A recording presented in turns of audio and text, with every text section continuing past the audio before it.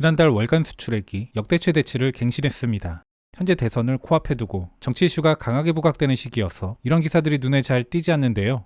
그러나 한국 경제에 있어서 기념비적인 사건들이 계속해서 일어나고 있습니다. 아쉬운 점이라면 이를 잘 체감하지 못한다는 점입니다. 정치 이슈도 정치 이슈지만 수출과는 별도로 코로나로 인해 내수가 그리 좋은 상황은 아니기 때문이기도 할 겁니다. 아무튼 이러한 최근 우리의 수출 증가가 더욱 의미를 가지는 것은 과거 반도체 등 주력 수출품에 의해 주도되고 있는 것이 아니라는 점입니다. 수출의 내용이 굉장히 바람직하게 변하고 있는 건요. 2018년 같은 경우가 올해를 제외하고 제일 높았었는데 그때 이제 반도체가 한 전체 수출액 증가에 한 57% 끌어올렸어요. 그러니까 나머지 품목들이 골고루 지금 잘 되고 있는 거예요. 만약에 반도체만 그렇게 우리가 집중하게 되면은 반도체 경기가 안 좋아질 때는 같이 직격탄을 수가 있잖아요. 네, 맞습니다. 네. 근데 이제 우리나라의 이제 10대 수출 품목이 차지하는 비중이 한 2018년에 한 72% 차지했는데 이게 한 68%가 떨어지고 수출이 잘 되는 상황 속에서요. 그 얘기는 뭐냐면 다른 품목으로 이게 그러니까는 굉장히 다양화되고 있다는 얘기죠. 그런 점에서 굉장히 수출의 내용이 근본적으로 좀 바뀌고 있어요. 이렇게 기분 좋은 소식을 왜 이렇게 기자분들이 최 교수님은 이러한 수출 품목의 고른 성장에 대해 한국의 위상 및 이미지 변화가 기여한 바가 크다고 진단합니다. 여기엔 한류 문화도 일정 부분 영향을 주는 것일 텐데요. 오늘은 이러한 부분들이 실제로 어떻게 작동하는지 이를 알 수 있는 인도 기사 하나를 가져와 봤습니다. 그 제목은 K-뷰티, K-팝, K-드라마, K-푸드, K-툰에 이르기까지 한국 대중문화가 대세.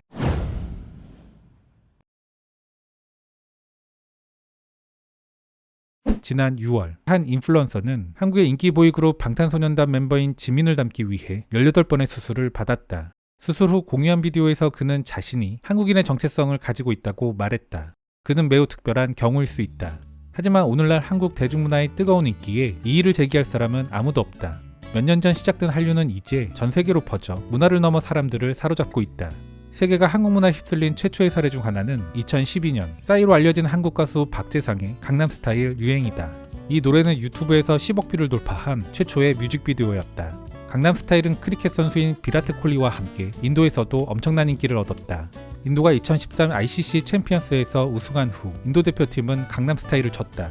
그로부터 거의 10년 후 인도와 전 세계는 한국의 음악뿐 아니라 영화, 드라마, 미용, 스킨케어, 음식 등을 사랑하게 되었다. 인도인을 매료시킨 최신 한국 수입품은 웹툰이다. 디지털 만화의 일종인 웹툰은 2019년 12월 디지털 만화 플랫폼 크로스코믹스가 인도에 런칭하면서 큰 인기를 얻는다. 웹툰이라는 개념을 처음 접한 인도인들은 열광하고 있다. 크로스코믹스는 서비스를 제공한 첫 해 100만 다운로드를 기록했으며 두 번째 해에는 그 숫자가 3배로 늘었다.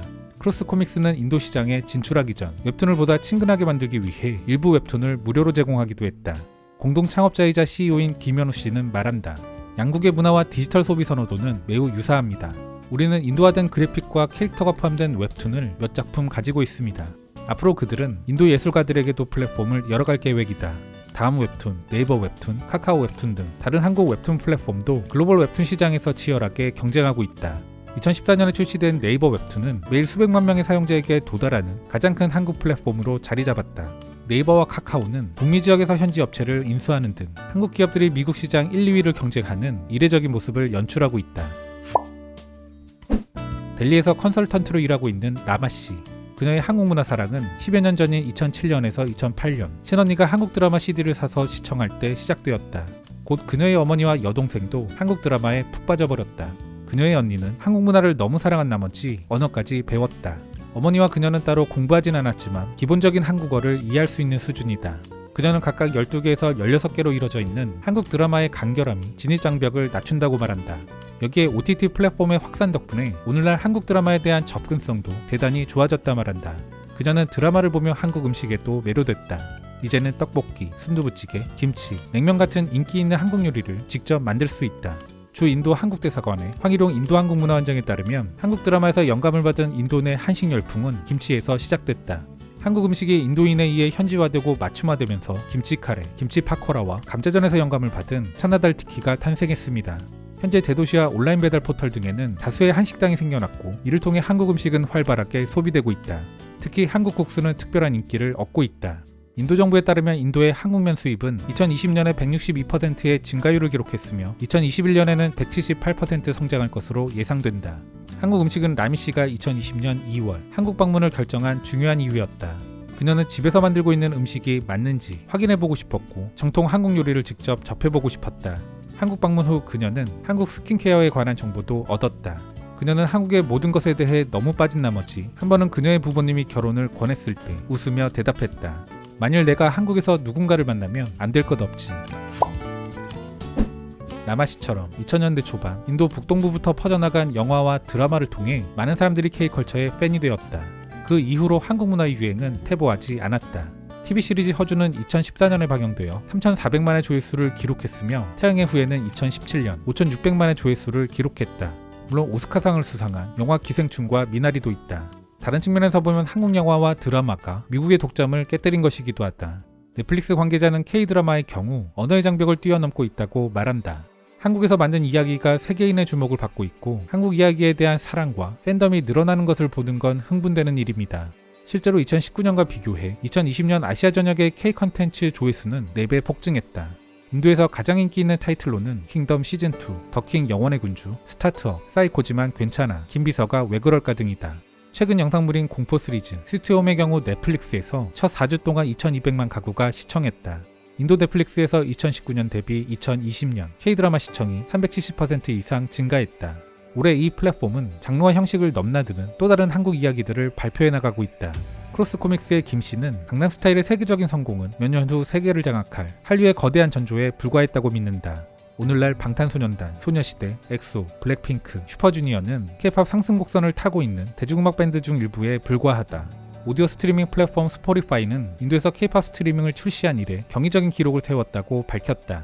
한국 대중음악의 인도 내 급상승세는 주로 15세에서 24세 사이의 여성 정치자가 주도하고 있다. 황 씨는 말한다. 기생충이 아카데미상을 수상한 이후 한국 컨텐츠의 지평이 기하급수적으로 넓어졌습니다. 특히 인도에서는 지난 2020년 7월 정부의 국가교육정책 발표 이후 한국어 강좌에 대한 수요까지 급증하고 있다. 델리대학교를 비롯한 여러 대학에서는 한국어 코스와 프로그램을 시작했다. 스포티파이에서도 청취자들은 한국어 자체에 관련된 팟캐스트를 활발하게 스트리밍하고 있다. 현대, 삼성, LG전자, 기아자동차 모두 한 가지 공통점이 있다. 모두 한국 출신이라는 것이다. 이 브랜드들은 이제 세계 시장에서 완전히 입지를 굳혔다. 오늘날 한류 열풍이 더 폭넓은 고객들에게 열풍을 일으키면서 사람들은 K-뷰티든 K-헬스든 경쟁력 있는 가격과 멋진 한국 제품을 기꺼이 구매하려고 한다. 델리에 기반을 둔 한국 전자상거래 포털 코리카트는 2018년 출시 이후 인도 전역에서 놀라운 반응을 보였다. 특히 2020년 3월 팬데믹 이후 매출이 300% 성장했으며 현재 전월 대비 40에서 50% 이상의 경이적인 성장세를 보이고 있다. 코리카트의 CEO이자 설립자인 서영도 씨는 K푸드, K뷰티, 고려인삼차, 생강차 분말, 김치 등과 같은 건강하고 면역력을 높이는 제품들이 핫케이크처럼 팔리고 있다고 말한다.